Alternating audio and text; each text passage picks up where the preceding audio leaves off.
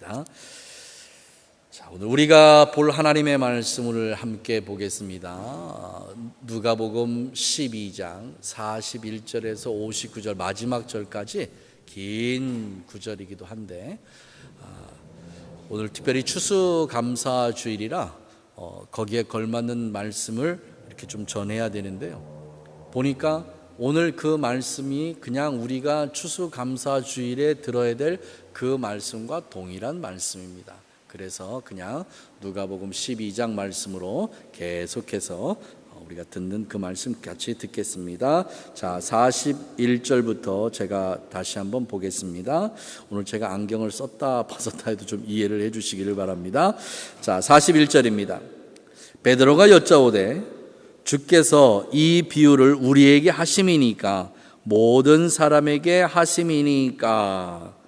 자, 잠깐 앞에 보십시오. 말씀드렸지요? 예수님께서 말씀하실 때에 그 말씀을 듣는 부류가 다양합니다. 그렇죠? 첫째는 바리새인들, 서기관들, 사두개인들, 율법사들, 또 제사장들 이런 분들에게, 그러니까 종교적 기득권들에게 하시는 말씀이 있습니다. 이분들에게 하시는 거의 말씀의 100%라고 봐도 괜찮을 것 같아요. 그 100%의 그 말씀은요, 회개하라는 회개의 촉구의 말씀입니다. 그러니까 예수님께서 바리새인들아 라고 하신 그 말씀을 우리가 읽을 때는 아하, 예수님께서 지금 회개를 촉구하시는구나. 그래서 혹시라도 그 말씀 중에 내 마음에 뭔가 찔림이 있다면 그러면 바로 그 자리에서 주님 앞에 회개의 자리로 나아가면 됩니다. 그 다음에 또 다른 한 부류는요, 예수님을 따르는 모든 회중들에게 하시는 말씀이 있습니다. 믿음이 많고 적고 예수님을 가까이서 따르건 멀리서 바라보건 그거하고 관계없이 그냥 일반적으로 모든 분들이 다 알아야 될 그 말씀을 선포하시는 말씀이 있습니다. 그래서 이 말씀을 예수님께서 일러 가라사대 혹은 많은 무리들에게 이렇게 말씀하시니라고 그렇게 기록된 말씀입니다. 그 다음에 세 번째는 제자들에게 하시는 말씀이 있습니다. 이 제자들에게 하시는 말씀이란 자기의 모든 것을 다 내려두고 예수님을 따르는 사람들입니다. 그러니까 어느 한 부분을 예수님을 따르는 게 아니라 자기의 모든 것을 내려놓고 그냥 예수님을 어디 가시든지 그분을 쫓아다니면서 하시는 말씀도 듣고 행하시는 기적도 보고 그런 사람들을 향해서 하시는 말씀이 있습니다. 그러니까 그 말씀의 깊이가 조금은 깊지요. 회중들에게 하셨던 말씀이 일반적인 말씀이라면 이 제자들에게 하시는 말씀은 일반 회중들보다는 조금 좀 상위에 있는 말씀을 하십니다. 그러니까 그 말씀을 지키는 게 조금은 힘들 수도 있다라고 그렇게 가정을 하시면 됩니다. 그 다음에 네 번째 부류는 어떤 부류냐면 우리가 알고 있는 사도들에게 하시는 말씀입니다. 지금 우리가 41절 읽었지요? 베드로가 예수께 여짜오되 이는 우리 사도들에게 하시는 말씀입니까? 아니면 제자들에게 하시는 말씀입니까? 아니면 혹 회중들에게 하시는 말씀입니까? 아니면 그게 아니라면 지금 이 자리에 있는 바리새인들에게 하시는 말씀입니까? 율법사들에게 하시는 말씀입니까? 라고 지금 묻는 거예요. 근데 오늘 보는 이 말씀이요, 특별한 게 있는데 그게 뭐냐면 마태, 마가, 요한은 이런 형태를 띄어서 말씀을 기록하지 않은 특별한 내용입니다. 그 특별한 내용이란 뭐냐면 마태는 마태복음 24장을 통째로 예수님께서 말씀하신 종말론을 가지고 얘기합니다.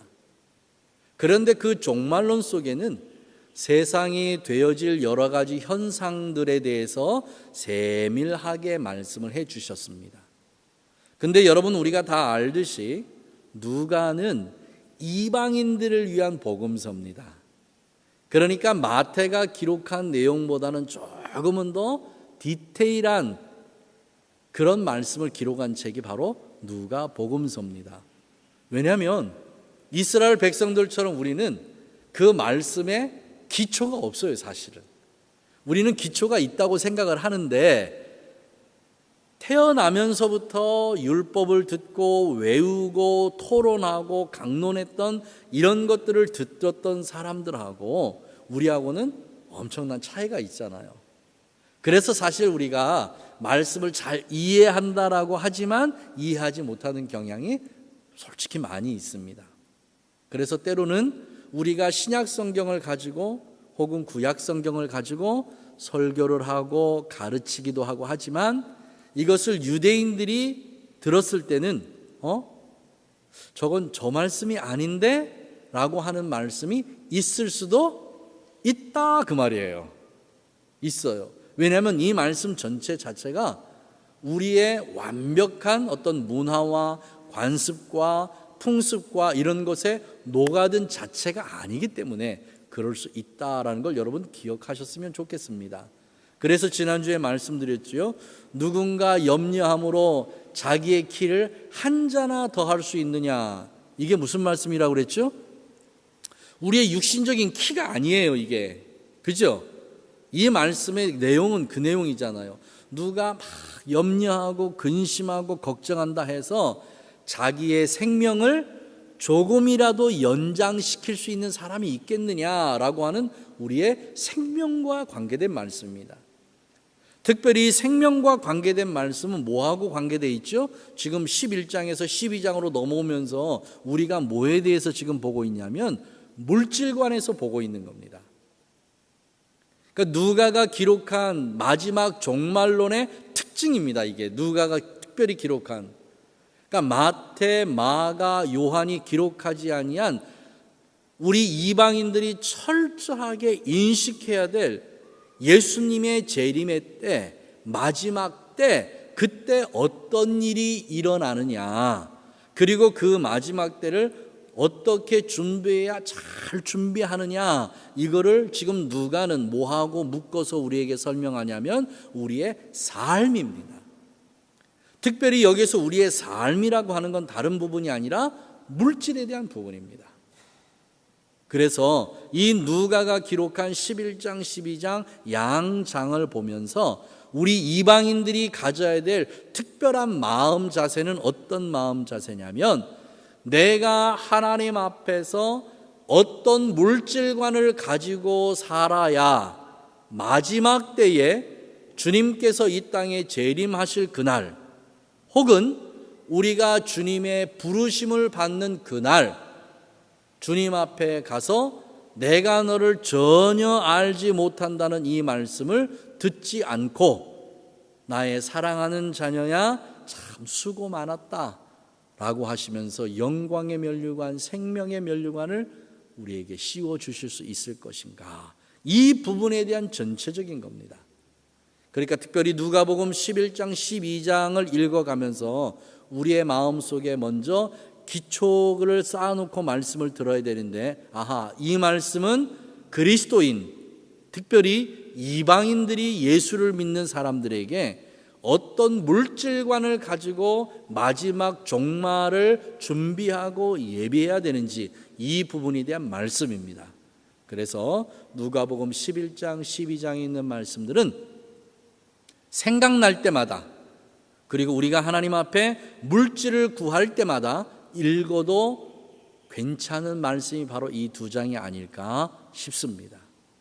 그래서 우리가 하나님 앞에 구하는 것이 내 육신의 정욕을 위해서 구하는 것인지, 아니면 주님께서 말씀하신, 우리 아까 권사님께서 기도해 주셨듯이 내게 주신 이 물질을 흘러보내기 위해서 내가 주님에게 구하는 것인지, 이거를 잘 구분하지 못하면 마지막 때 야고보 선생님께서 기록하신 것처럼 하나님께서 우리에게 주신 그 귀한 물질을 통해서 사치하고 향락하는 쾌락을 쫓아서 그렇게 살아가다가 결국 이 세상의 불로 심판을 받을 때 나도 그 불과 함께 심판을 면할 수 없는 자리에 있을 수도 있다라고 하는 경각심을 우리 스스로 매 순간순간 가져야 될 줄 믿습니다. 그러니까 오늘 이 말씀이 베드로가 그렇게 주님에게 질문하는 겁니다. 주님, 이 말씀이 예수님께로부터 특별하게 선택을 받은 12명의 사도들에게 집중해서 하시는 말씀입니까? 아니면 여기 있는 제자들에게 하시는 말씀입니까? 아니면 온 회중들에게 하시는 말씀입니까? 그것도 아니라면 예수님께서 지금 아주 혹독하게 질책하고 계시는 바리새인과 율법사들에게 하시는 말씀입니까? 라고 묻는 질문이에요. 이 질문이 이해가 되십니까? 예, 이 질문입니다. 그러니까 베드로는 발빠르게 지금 이 예수님의 말씀이 어떤 부류에게 지금 하시는 말씀인지 이 말씀을 다시 한번 듣고자 하는 거예요.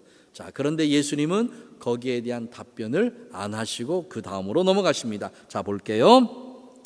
베드로가 여짜오되 주께서 이 비유를 우리에게 하심이니까 모든 사람에게 하심이니까. 자, 42절 봅니다. 주께서 가라사대 지혜 있고 진실한 청지기가 되어 주인에게 그 집 종들을 맡아 때를 따라 양식을 구하여 나누어 줄 자가 누구냐? 오히려 주님께서 베드로에게 질문을 하시는 질문으로 나옵니다. 근데 여기서 우리에게 중요한 세 가지가 40절에 나오는 게, 첫째는 지혜가 나오고요, 그 다음에 두 번째는 진실한 것이 나오고, 세 번째는 청직이라는 게 나옵니다. 자, 지혜란 도대체 뭐가 여기에서 말씀하신 지혜냐면, 주인께서 집을 잠깐 떠나셨어요. 주인께서 집을 잠깐 떠나시면서 집안에 있는 모든 대소사를 누구에게 맡기냐면 청지기에게 맡깁니다. 그러니까 이 청지기는 주인을 대신해서 그 집안의 모든 것을 다 다스릴 책임이 있다, 그 말입니다.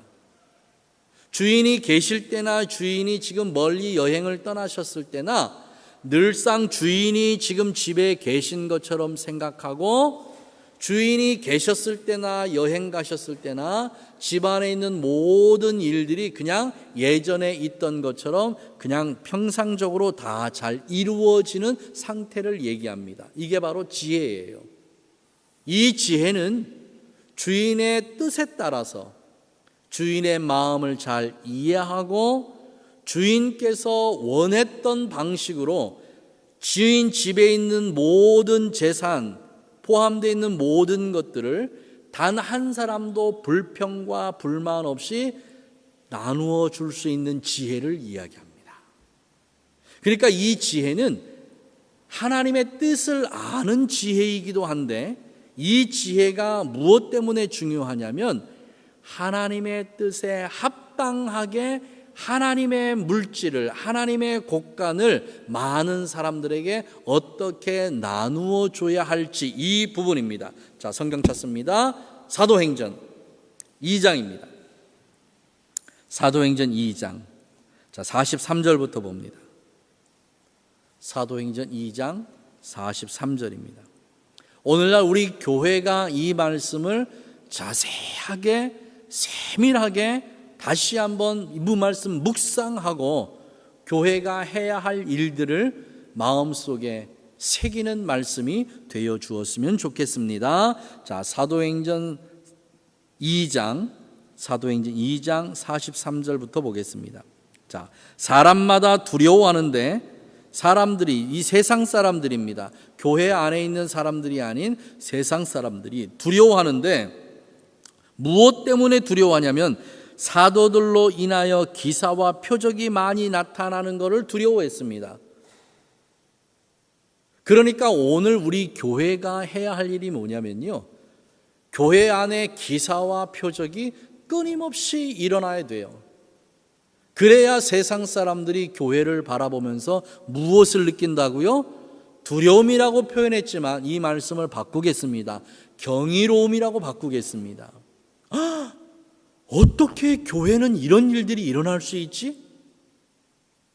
세상의 의사들이 포기한 일들이요, 세상의 의사들은 안 된다는 그런 일들이요, 세상의 의술로는 할 수 없다는 그런 일들이요. 이런 일들이 누구의 손에 의해서? 사도들의 손에 의해서 안 된다는 게 되는 걸로 바뀌어야 된다 그 말이에요. 놀라운 일들이잖아요. 저는 사랑하는 우리 교회 가족들 중에 아이를 위해서 기도하는 분들 계십니다. 저는 그분들을 위해서 기도할 때 누구를 모델로 해서 기도하냐면요, 사라를 모델로 해서 기도합니다. 사라는 여자로서의 모든 기능이 완벽하게 끝난 사람입니다. 몸 자체가 죽어버린 사람입니다. 의사가 어떻게 할 수 없는 사람입니다. 그런데 하나님은 그 사라를 보면서 아브라함에게 뭐라고 말씀하시냐면, 전능하신 그 하나님께서 능치 못함이 있으시겠냐 이렇게 말씀하십니다. 여러분, 하나님의 능력은요, 우리 인간이 생각하는 그런 범주 안에 드신 분이 아닙니다. 저는 개인적으로 그렇게 생각합니다. 만약에 내가 믿는 하나님이 내가 생각하는 그 범주 안에서 어떤 일만을 행하실 수 있는 분이라면 저는 그분을 하나님으로 믿고 싶지가 않아요. 피조물인 내가 생각할 수 있는 범주 안에 계시는 분이 신이라면 신적 가치가 없지요. 창조주신 분인데 창조주 하나님이 어떻게 인간 피조물이 생각하는 그 범주 안에서 그 일만을 행하시겠습니까? 그러면 신적 가치가 없지요. 우리가 기도하는 이유가 뭡니까? 내 힘으로 안 되잖아요. 내 능력으로도 안 되잖아요. 내 열심으로도 안 되잖아요. 이 얘기는 뭐지요? 내 생각으로 내가 알고 있는 그 범주 안에서 일이 안 되니까 이 범주를 벗어나서 역사할 수 있는 능력 있는 분, 전능하신 분, 그분에게 이 일을 행하게 해달라고 그렇게 우리가 간구하는 거 아닌가요? 저는 이게 기도라고 믿습니다. 그러면 하나님은 그 일을 받으시고 그 기도를 받으시고 행하셔야 하나님이지 않으시겠습니까? 저는 그 일이 반드시 일어나야 하나님이신 줄 믿습니다. 여러분이 기도하는 기도요, 내 힘으로 안 되잖아요. 내가 해봤는데 못하잖아요. 그때 누구에게 맡기는 겁니까? 하나님의 손에 맡기는 거잖아요. 이분이 전능하신 분이기 때문에 이런 일들을 우리는 성경에서, 신약에서 뭐라고 표현하냐면 기사와 표적이라고 표현합니다. 12회를 혈루증으로 앓고 있던 여인이요, 성경은 그렇게 기록하잖아요. 많은 의사들을 만났습니다. 자기가 있던 모든 재산도 다 허비하고 다 낭비했습니다. 이제는 의사를 만나고 싶어도 뭐가 없어요? 돈이 없어요. 더 나아가서 의사를 만났어요? 해결 방법이 없어요. 이 병을 나을 수 있는 방법이 없어요. 그래서 이 여인이 선택한 한 가지의 방법입니다. 내가 혹시 예수님의 옷자락이라도 만지면 내 병이 낫지 않을까라는 겨자씨만한 작은 믿음이에요. 그 믿음이 그 여인의 병을 낫게 한 거잖아요. 여러분, 이게 기사와 표적입니다. 이 일들이 우리 21세기 현대 교회 안에서 저는 일어나야 된다고 믿습니다. 이 일은 우리가 일으키는 일이 아니에요. 주의 성령께서 하시는 일입니다. 주의 성령은 어제나 오늘이나 영원토록 동일하신 하나님의 본체세요. 어제 그 일을 행했던 하나님은요, 오늘 그 일을 우리가 보는 눈앞에서 행하실 수 있는 분이 하나님이십니다. 그런데 문제는 뭡니까? 우리에게 이 겨자씨만한 작은 믿음이 결여됐다는 부분이에요. 온전히 하나님을 믿는다면, 정말 그 일을 행하실 하나님을 내가 믿는다면 그 일이 우리 교회 가운데 반드시 일어나져야 될 줄 믿습니다. 이런 일들이 일어나니까 예수 믿지 않는 사람들이 교회로 보니까, 그 교회 안에서 일어난 일들을 보니까 두려움이 아니라 경외로움이에요. 와, 예수 믿는 사람들은 저러네? 이런 일들입니다. 사랑하시는 우리 가족 여러분, 하나님께서 우리의 몸에, 우리의 가정에, 우리의 가족들에게, 우리 교회 안에 여러 가지 많은 문제를 만드신 이유가 뭐냐면, 저는 예수 믿지 않는 사람들이 내 개인과 가정과 교회 안에서 그런 문제들이 풀어지는 것을 보고 그들이 교회를 향해서 하나님 앞에 경외로움, 하나님의 두려움, 이것을 나타내게 하시기 위함인 줄 믿습니다. 그러니 여러분, 마지막까지 붙잡고 기도하십시오. 교회 안에는 반드시 기사와 표적이 있습니다. 살아서 역사하고 있습니다. 우리의 겨자씨만한 작은 믿음만 있다면 하나님께서 이 일을 통해서 하나님의 놀라우신 경외로움, 두려움을 세상 가운데 나타내 보이실 줄 믿습니다. 자, 그 다음에 이 말씀이 있습니다. 믿는 사람들이 다 함께 있어. 44절입니다. 믿는 사람들이 다 함께 있어 모든 물건을 서로 통용하고 재산과 소유를 팔아 각 사람의 필요에 따라 나누어 주었다라고 이렇게 기록합니다. 이게 교회의 본래의 모습입니다. 이게 교회가 갖춰야 될 또 하나의 새로운 모습이에요. 아름다운 모습이잖아요. 얼마나 멋진 모습입니까? 그런데 이 일을 행한 이 교회, 초대교회가요, 세상에선 이 일을 하지 못해요. 세상에선 이 일을 못합니다. 제가 뉴질랜드에서 목회할 때요, 저희 동네가 교회가 하나밖에 없었는데요, 어떻게 하다 이제 교회가 하나가 더 생겨나게 됐어요. 그런데 이제 새로 교회가 개척을 하니까 얼마나 어렵습니까? 재정적으로도 어려울 거고 뭐 여러 가지로 많이 어려울 거예요. 한국에서 목사님이 오셨는데 영어도 안 되죠. 또 뉴질랜드의 삶도 잘 모르죠. 그래서 제가 그 목사님을 만났습니다. 목사님, 잠깐 우리 만납시다. 그랬더니 그 목사님이 되게 놀라셨어요. 왜냐하면 한 지역에 교회가 이제 2개가 생기니까 그 목사님은 저를 이제 경쟁자로 생각을 하셨는지 아니면 뭐 또 다른 생각을 하셨는지 제가 전화하니까 되게 놀라시더라고요. 그래서 만났어요. 카페에서 만나서 이제 커피 한 잔 마시면서 이런저런 얘기를 주고받으면서 제가 그 얘기를 했습니다. 목사님, 교회가 교인이 몇 분 없어서 되게 어려우시죠? 그랬더니 그 목사님이 네, 그래요. 목사님, 제가 꿈꾸는 지역 교회가 있습니다. 조금 넉넉한 교회가 조금 어려운 교회를 돕는 겁니다. 그래서 제 생각에는 목사님 교회 재정과 우리 교회 재정을 하나로 그렇게 묶었으면 좋겠습니다. 그래서 각자 교회의 필요에 따라서 정직하게, 그리고 근면하게, 성실하게 그렇게 재정을 하나로 통합해서 두 교회가 그렇게 했으면 좋겠습니다. 근데 그 목사님이 깜짝 놀라시더라고요. 그때는 나름대로 제가 목회했던 교회가 그래도 좀 규모도 있고 재정이 좀 괜찮을 때예요. 그렇게 제가 제안을 드렸더니 그 목사님이 너무 좋아하시고 정말 참 목사님 감사합니다. 그래요. 그럼 우리 다음 주에 우리 다시 한번 만납시다. 서로 교회 재직들하고 다시 한번 상의하고 그리고 세상이 할 수 없는 일을 우리가 한번 해봅시다. 라고 그렇게 하고 헤어졌어요. 그리고 그 다음 주에 전화를 해서 만나자고 그랬더니 목사님이 되게 불편해 하시더라고요. 조금 이제 시간이 지나서 이제 나중에 알았어요. 그 교회 교인들이 반대를 했대요.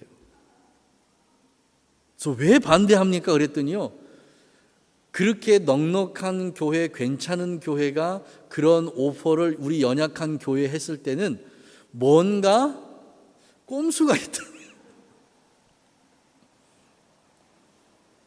되게 마음이 아팠어요. 진짜로. 저는 정말 순수한 마음으로, 왜냐하면 제가 처음에 교회 부임했을 때 굉장히 어려웠거든요. 뭐 여기 부임했을 때도 뭐 마찬가지였으니까요. 그런 어려움을 겪어보고 나서 새로 오신 분이 얼마나 어려우실까를 생각을 하니까 도와야 되겠다는 생각이에요. 제가 처음에 이 교회 부임했을 때 한 주에 주급을 얼마를 받았냐면 350불을 받았습니다. 근데 저희 한 주 렌트비가 얼마냐면요, 335불이에요. 그럼 빼면 몇 불로 우리가 한 주 생활비가 얼마인지 계산되시죠? 그렇게 시작을 했어요. 이 교회 처음 부임했을 때. 그러니까 얼마나 어려운 걸 아니까 서로 어려움을 나누자는 의미에서 그랬는데 뭔가 다른 이면의 내용이 있을 겁니다. 이러고 반대를 하셨대요. 목회자의 마음도 중요하지만요, 우리 교회 재직들의 마음도 굉장히 중요합니다. 우리가 하나님의 나라, 하나님의 의를 이루기 위해서 세상적인 인간적인 생각 자체를 버려야 돼요. 초대교회는 이게 가능했습니다. 여러분, 어떻게 가능했을까요? 성령께서 하시면 됩니다. 이건 우리가 하는 일이 아니에요. 성령께서 하시는 일입니다. 여러분 생각해 보십시오. 내가 내놓을 재산이 얼마나 있겠습니까? 내가 교회에 바칠 돈이 얼마나 있겠어요? 실제로 그랬다니까요. 태국에 우리 선교 그 엘리야 집회할 때 박병호 목사님이 아마 그러셨던가 제가 기억이 되는데, 여러분의 전 재산을 하나님 앞에 전부 다 드리실 수 있는 분, 결단하신 분은 지금 앞으로 나와 주십시오 이러는데요, 제 옆에 홍진호 목사가 있었어요. 제가 이렇게 앉아있더니 홍진호 목사가 쿡쿡 저를 때려요. 나가자고. 그래서 제가 홍진호 목사한테 그랬습니다. 홍 목사님, 세상 말로 하면 나 집도 절도 없어. 내가 바칠 게 뭐가 있다고 나가. 그랬더니 그래도 나가재. 그래서 그래 나갑시다. 그래서 둘이 나갔어요. 뭐가 드릴 게 있어요? 재산이 없는데. 그렇잖아요. 그런데 또 재산이 많으신 분들도 계시잖아요. 그런데 이걸 할 수 있는 건요, 오직 성령께서 역사하실 때만이 가능합니다. 온 교회가 하나님의 영으로 하나 됐을 때가 이 일이 가능합니다. 지금 우리 주님께서 말씀하시는 말씀이 그 말씀이에요. 너희들이 지혜로워야 된다. 너희가 너희들에게 준 재산이에요. 재물이에요. 돈이에요. 이건 우리의 노력과 우리의 열심으로 벌어지는 돈이 아닙니다. 이것을 주님은 염려하신 거예요. 오늘도 수없이 많은 하나님의 사람들이요, 내가 번 돈, 내가 저축해 놓은 이 돈이 내 건 줄 착각하고 살아갑니다. 이거 절대 안 돼요. 주님은 뭐라고 말씀하시냐면 내가 너희들에게 잠깐 맡겼다라고 말씀하십니다. 어떻게 해요? 우리는 청직입니다. 청직이에요. 오늘 추수감사주일을 맞이해서 우리가 하나님 앞에 다시 한번 우리 마음을 다잡아야 될 일이 뭐냐면 바로 그 일입니다. 내가 지금 하나님 앞에 추수감사연보를 드린다, 11조를 드린다, 감사를 드린다, 태국에 쌀을 보낸다고 하나님 앞에 뭐 물질을 드린다, 이게 다 내 돈에서 나가는 거라고 절대 생각해서는 안 됩니다. 하나님께서 잠깐 나에게 맡겨두신 것을 하나님께서 자, 여기에 내가 돈이 필요하니까, 여기에 내가 돈을 보내야 되니까 그 돈 중에서 얼마 나에게 내놔 할 때 그 돈을 주님 앞에 다시 드리는 것 뿐이에요. 이 생각을 가지고 우리가 하나님 앞에 연보를 하는 겁니다. 그래서 제가 싫어하는 단어 중에 하나가 뭐냐면 헌금이에요. 우리가 하나님 앞에 드리는 건 헌금이 아니에요. 이건 연보예요. 연보. 의미가 달라요. 우리의 마음속에 그 마음을 이 추수감사절에 꼭 갖기를 주님의 이름으로 축복합니다. 자, 신명기 한번 넘어가 볼까요? 신명기, 자, 7장에서 8장 넘어가는 구절입니다. 자, 신명기 우리 한번 보죠. 신명기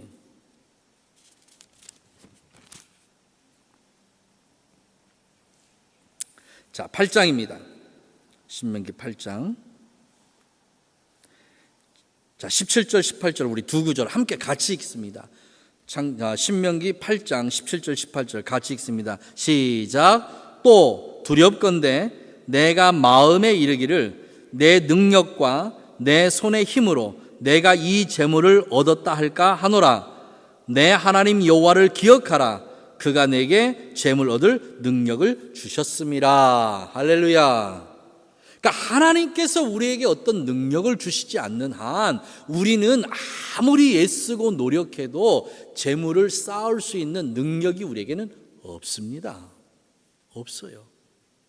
지금 예수님께서 이 베드로의 질문을 들으시고 베드로가 여짜오되 하는 말씀을 주께서 가라사대 지혜 있으라는 겁니다. 지혜 있으라고.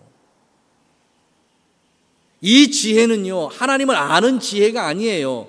이 지혜는 내게 주신 그 물질을 어떻게 써야 할지를 아는 지혜입니다. 이 지혜를 구하라는 거예요, 지금. 이런 지혜가 없는 한은 너희들은 그 재물이 너희 것이라고 생각하지, 나 예수가 너희에게 잠깐 맡겨놓은 재물이라고 생각하지 않는다, 그 말이에요. 사랑하신 우리 가족 여러분, 우리가 선한 청지기가 돼서 제1번으로 예수님 앞에 구해야 될 게 뭐라고요? 지혜입니다. 이 지혜는 다른 지혜가 아닙니다. 주님께서 내게 맡겨주신 이 재물을 예수님의 뜻에 합당하게 내가 어떻게 집행해야 하는지를 아는 지혜입니다. 이 지혜를 구하셔서 주님께서 원하시는 아름다운 그러한 집행이 우리 가족들의 손에 있기를 주님의 이름으로 축복합니다. 자, 그 다음에 두 번째 42절입니다. 누가복음 12장. 주께서 가라사대 지혜 있고 진실한 청지기인데, 여기서 이 진실한이라는 표현을 썼는데요. 죄송합니다. 한국 성경이요, 번역이 정말 잘 됐어요. 그런데 어느 한 부분이 조금 미진한 부분이 있습니다. 지난주에 드렸던 말씀 그 구절과 오늘 이 구절이에요. 여기에서 진실하다는 표현을 원어 성경에는 뭘로 표현하냐면요, 충성이라고 표현합니다. 충성. 그러니까 선한 청지기가 갖춰야 될 첫 번째가 예수님으로부터 지혜를 구해서 어떻게 집행을 하느냐의 문제와 그 다음에 두 번째 충성의 문제입니다. 선한 청지기가 갖춰야 될 두 번째 덕목이요, 충성이에요. 이 충성을 가장 우리에게 아름답게 보여준 분이 계신데, 그분이 누구냐면요, 창세기 15장에 그분이 나옵니다. 우리 한번 가볼까요? 창세기 15장입니다. 자, 창세기 15장 우리 1절은 그냥 건너뛰고 2절 말씀 보겠습니다. 2절.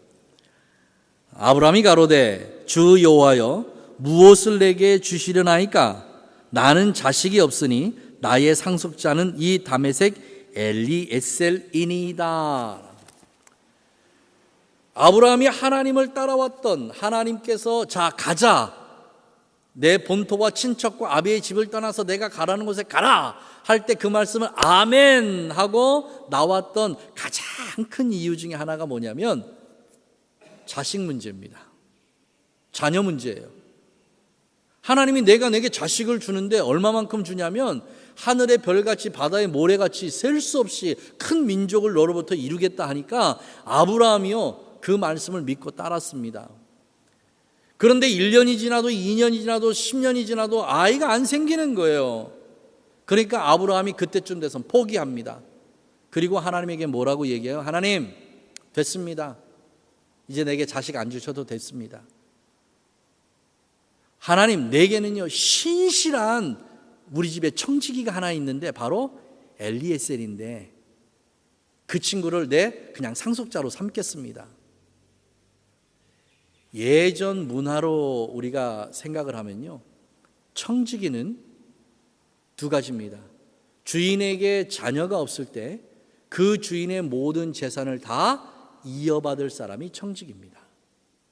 그 다음에 두 번째, 주인에게 자녀가 있을 때 그 주인의 자녀가 아버지의 모든 재산을 전부 다 상속받기 전에 그 주인의 아들을 가르치는 자가 청직입니다. 그러니까 이 청직이라는 위치가요, 어마어마한 위치입니다. 그래서 아무나 세우지 않는 거예요. 누구나 세우지 않는 겁니다. 요셉이 보디발의 집에 가서 보디발 집의 가정 총무가 됐잖아요. 이게 우리가 생각하는 정도의 위치가 아닙니다. 어마어마한 위치입니다.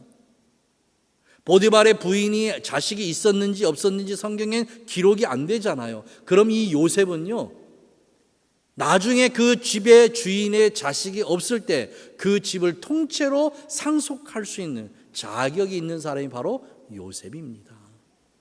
그럴 정도로 대단한 위치에 있는 거예요. 이 대단한 위치에 있는 이 사람이 어떤 사람을 하나님께서 선택하겠습니까? 그 주인이 누구를 선택을 하겠습니까? 여러분, 충성하는 자입니다. 그래서 주님이 늘 말씀하시잖아요. 작은 일에 충성하는 자, 작은 일에 충성을 다하는 자 말씀하신 이유가 바로 이 이유 때문에 그래요. 선한 청지기는 누가 선한 청지기입니까? 주님께서 맡겨주신 그 일에 정말 열심을 다해서 충성하는 자입니다. 이 충성을 야곱을 통해서 하나님께서 우리에게 약속을 보여주셨는데 어떤 충성입니까? 낮에는 더위를 무릅쓰고 밤에는 추위를 무릅쓰고 밤잠도 자지 아니하고 주인에게 어떤 손해를 끼치지 않기 위해서 최선을 다해서 일하는 사람이요 충성된 청직입니다. 주님은 이런 청지기를 원하시는 거예요. 그런데 이런 청지기를 원하시는 이유가 있습니다. 무엇 때문에 하나님께서 이런 청지기를 원하십니까? 우리를 혹사하기 위해서요? 우리의 노동을 착취하기 위해서요? 아니에요. 우리에게 더 많은 것으로 맡겨주시기 위함입니다. 이것을 안다면 왜 우리가 주님 앞에 충성을 다하지 않겠습니까? 이 충성은 다른 것에 대한 충성이 아닙니다. 물질에 대한 충성입니다. 꼭 기억하십시오. 주님 앞에 충성하는 것, 복음적으로 내가 우리 복음을 지키겠습니다, 예수를 믿는 믿음을 지키겠습니다, 이것만이 충성이라고 생각하는데 아니에요. 오늘 이 본문 말씀에서는요, 이 충성은 우리의 물질과 밀접한 관계입니다. 아니, 밀접 정도가 아닙니다. 밀착입니다. 밀착. 내가 너에게 맡겨준 그 돈을 네가 어떻게 쓰는지, 어떻게 사용하는지, 어떻게 관리하는지 이것을 내가 세밀하게 보고 내 마음에 합당하면 내가 더 많이 주어서 너에게 더 많은 것으로 맡기겠다는 주님의 마음입니다. 그러니 사랑하신 우리 가족 여러분, 주님께서 맡겨주신 우리의 돈이요, 그 물질, 주님이 기뻐하시는 곳에 마음껏 써야 되지 않겠습니까? 주님께서 원하는 곳에 마음껏 드려야 되지 않겠습니까? 이것을 조금이라도 내 것이라고 생각해서 이거를 아낀다면 충성된 종이 아니라는 겁니다. 이것에 대해 조금이라도 내 것이라고 생각한다면 이거는 충성된 종이 아니라는 겁니다. 이스라엘 백성들이 40년 동안 광야 생활을 했잖아요. 지금 비가 오는데 제가 아침에 일찍 밖에 이렇게 둘러봤어요. 혹시 이 비를 맞고 제가 땅에 좀 이렇게 심어 놓은 그 채소들이 좀 더 자랐을까 궁금해가지고 막 돌아다니면서 봐요. 토마토가 한 요만한 게 열렸어요. 얼마나 감사한지. 그래서 그 토마토를 왜 보냐면요, 제가 이게 멍이 들어갔나 안 들어가나 그거 보려고. 벌레들이 이게 한번 쏘고 나면 이렇게 멍이 들잖아요, 시커멓게. 그러면 얼른 따서 없애야 돼요. 왜냐하면 이건 익어도 못 먹으니까. 그래서 제가 안타까운 마음에 막 이리도 쳐다보고 저리도 쳐다보고. 장로님이 그 토마토가 열렸는데 이 벌레가 토마토를 먹어버렸다고 얼마나 속상하셨으면 사진을 찍어가지고 저한테 보내셨어요. 이 채소를 갖고 본 사람은 그 마음을 알아요. 안 갖고 본 사람은 모릅니다. 또 지나치게 많이 가지고 있는 사람은 몰라요. 그런데 저는 딸랑 세 그루예요, 세 그루. 그 세 그루에서 이게 토마토가 열렸으니 얼마나 귀합니까? 그래서 이게 벌레 안 먹게 하려고 얼마나 애쓰는지 몰라요. 여러분, 이게 뭐예요? 충성입니다. 이게 충성이라고요. 주님께서 내게 맡겨주신 그 재물을요, 뭐 먹지 않게 해서? 벌레가 먹지 않게 하기 위해서요. 아침에 일어나면 또 쳐다보고, 저녁에 자기 전에 또 쳐다보고, 시간 있을 때 가서 한번 또 쳐다보고, 이렇게 해서 우리의 물질을 관리하는 거예요. 내가 지금 쓰고 있는 게 주님께서 기뻐하시는 건지, 사단이 기뻐하는 건지, 주님께서 맡겨주신 그 재물에 벌레가 먹었는지, 이거를 세밀하게 살펴보면서 정말 주님께서 원하시는 그 물질의 관리를 그렇게 내가 하고 있는지, 이게 뭐예요? 이게 충성이에요, 충성. 그러니까 우리 모두는 하나님께서 맡겨주신 그 재산을 관리하는 회계사들입니다. 우리 모두 한 사람 한 사람이 전부 다 회계사들이에요. 이렇게 주님 앞에 이 물질을 관리할 때 하나님께서 그것을 보시고 더 큰 것으로 우리에게 맡겨주시겠다는 언약이 그 뒤에 나와 있습니다. 사랑하는 우리 가족 여러분, 주님은 우리를 힘들게 하려는 분이 아니에요. 주님은 우리를 어렵게 하려고 하시는 분이 아닙니다. 어떻게 하면 우리에게 더 좋은 것을 줄까? 어떻게 하면 우리에게 더 많은 것을 주실까? 이렇게 고민하고 고심하는 분이신데, 하나님은 공의로우신 하나님입니다.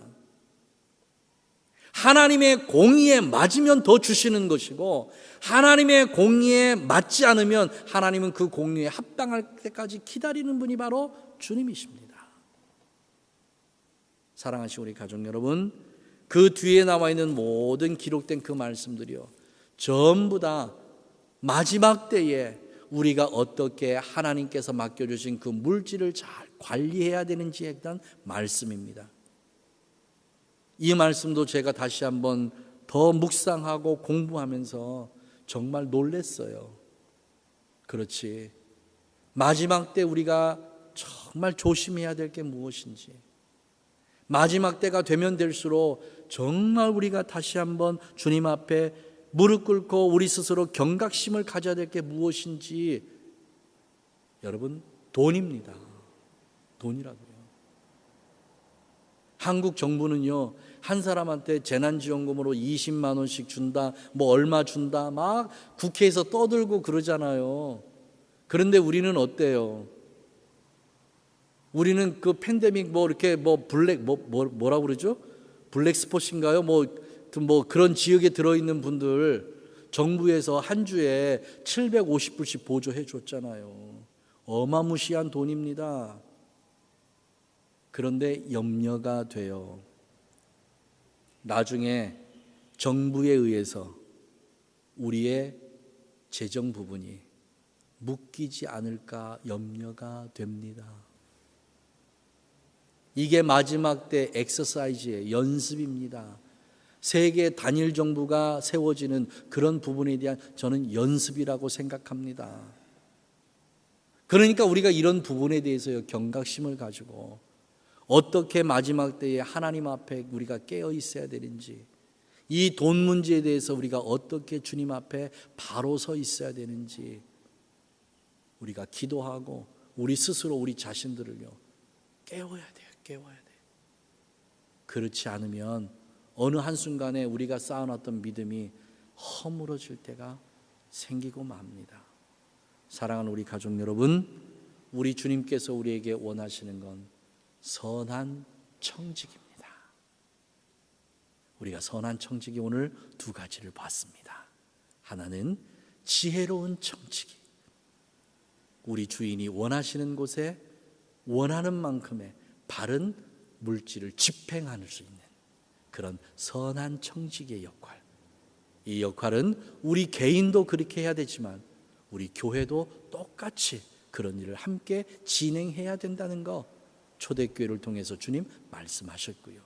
그 다음에 두 번째, 선한 청지기는 충성된 청지기여야 된다. 작은 것 하나라도 소홀히 하지 말고 정말 세밀하게 우리 스스로가 회계사들이 되어서 세밀하게 우리에게 맡겨주신 그 재물이 벌레 먹지 않도록 어떻게 이 재물을 우리가 사용을 해야 되는지, 사단이 이 재물을 갉아먹고 있지 않은지 세밀하게 살펴보면서 정말 주님께서 원하시는 충성을 다하는 그런 우리 선한 청지기가 되어서 주님께서 더 많은 것으로, 더 귀한 것으로 우리에게 맡겨주실 수 있는 믿음직한 그런 청지기들이 되어야 될 줄 믿습니다. 오늘 추수감사 주일입니다. 주신 것에만 감사하지 말고, 얻은 것에만 대해서 감사하지 말고, 그것이 내 것이 아니라는 철저한 인식이 우리에게 필요하고, 그리고 주님께서 사용하시고자 하실 때 내 것이라고 하지 말고 주님 것이라고 생각하고 주님이 원하시는 만큼 넉넉하게 그렇게 내어드릴 때에 그 모습을 보면서 주님께서 우리에게 더 많은 것으로 맡겨주시고 더 부어주실 줄 믿습니다. 그런 귀한 은혜가 우리 가족들에게 임하시기를 주님의 이름으로 축복합니다. 기도합니다. 고맙고 감사합니다. 오늘 귀한 추수감사주의를 맞이해서 주님께서 우리에게 주신 것만으로 감사하는 것이 아닌 주신 것을 어떻게 사용해야 되는지, 주님의 마음을 우리가 어떻게 알고 깨달아서 그것을 잘 집행해야 되는지, 그리고 그것을 어떻게 관리해야 되는지 주님 말씀해 주셔서 고맙습니다. 사랑하는 우리 하늘 가족 한 사람 한 사람이 주님 보시기에 선한 청지기의 역할을 잘 감당하게 하셔서 주님께서 더 많은 것으로, 더 귀한 것으로 우리에게 맡겨주실 수 있는 그런 믿음직한 하나님의 청지기들 되게 하여 주시옵소서. 그래서 다음 한 해, 또 다른 한 해 동안에는 주님에게 넉넉하게 받아서 예수님의 사랑으로 넉넉하게 기쁨으로 집행할 수 있는 우리가 되어지도록 역사하여 주시옵소서. 주님의 귀한 은혜가 우리와 함께 하심을 믿사옵고 예수님의 이름으로 축복하고 기도하옵나이다. 아멘, 아멘, 아멘.